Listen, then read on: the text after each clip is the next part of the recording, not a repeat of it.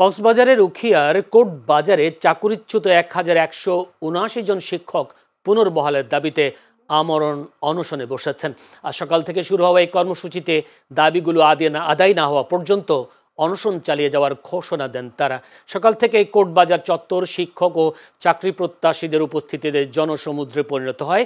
দীর্ঘদিন ধরে অন্যায়ভাবে চাকরিচ্যুত হওয়ায় মানবেতর জীবনযাপন করছে বলে অভিযোগ আন্দোলনকারীদের। এদিকে প্রচণ্ড দাবদাহ উপেক্ষা করে অনশনে অংশ নেওয়ায় বেশ কয়েকজন অসুস্থ হয়ে পড়েছেন।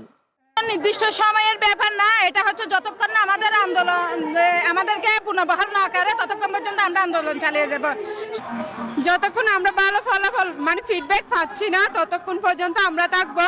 কারণ আমাদেরকে আশ্বাস দিয়ে আজকে 3 মাস, আবার আমরা আন্দোলন করতেছি 1 বছর ধরে। ওরা আমাদের সব সময় গুল টেবিলে নিয়ে যায়, শেষ পর্যন্ত আশ্বাস দিয়ে আশ্বাস ভেঙে ফেলে।